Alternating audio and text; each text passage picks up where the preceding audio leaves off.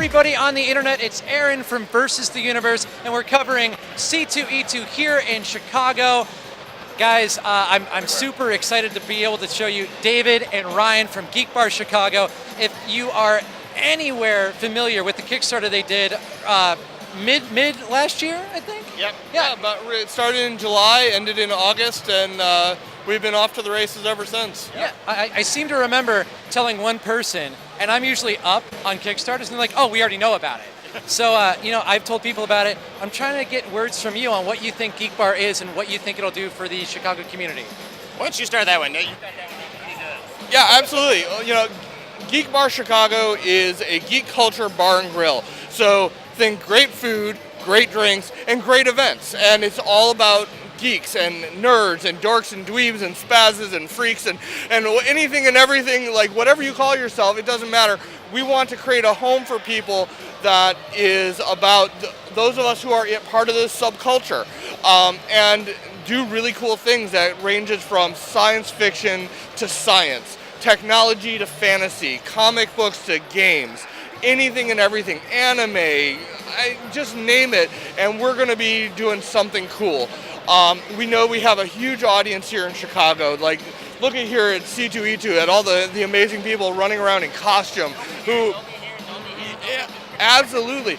And, we see a great diverse audience of people who are into all sorts of great things, and we want to create the home for them, the central hub from which everything else in geek culture in Chicago can spoke out from, and so that we can be doing cool stuff and driving a kind of an ecosystem for geeks, so that the comic book stores, the game stores, the arcade bars, everybody else that are doing really cool stuff, have the central resource where we're gonna, bring people in and then send them out into the world to do even more cool stuff. Cool. And I see Geek Bar is already participating in a lot of the ecosystem in Chicago's nerd community. I know that you guys are sponsoring a ton of events. Yep. Tomorrow you guys are going to have that Masticade panel. And generally, just everyone I speak to already knows about Geek Bar. It's so cool. So maybe can you tell us a little bit about upcoming events that are going to be showcasing here? Sure. Well, some of the events that we've already done, we had one of our first tastings at Mad River, where we gave a sample of our drinks and of our food. One of our most successful events that we're going to kind of figure out when to do that again soon. Get it in maybe before the restaurant opens again would be really great. Everyone loved that. We've done anime nights. We did tabletop day.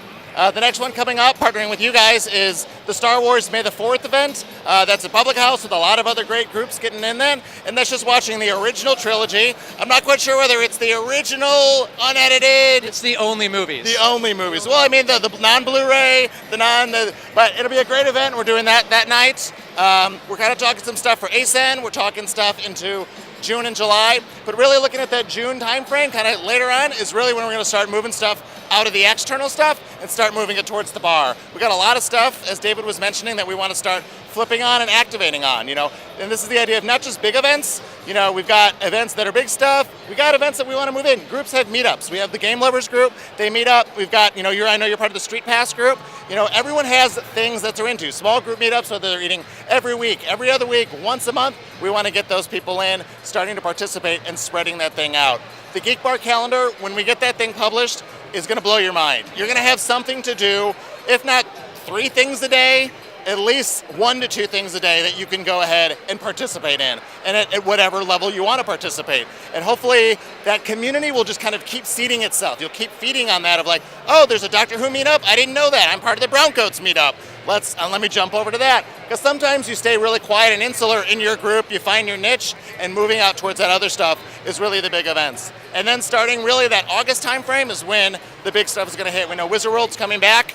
Whether we're going to do an after party or not, there's that idea starting to look further out towards the bigger events, that kind of back to school time frame. Yeah, and the one thing I'm always amazed is like you guys have no shortage of things to do.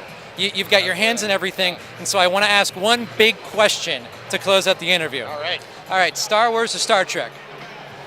I have to go Star Trek. That's actually how I found my geekdom. Watching Star Trek as we were eating dinner on a small little 4-inch black and white TV. So I even understand the whole why they colored Spock the green and all that, because it showed up differently on the black and white. Like, I saw that growing up. I saw original series at least 3 times before I ever watched Next Generation, before it was actually airing.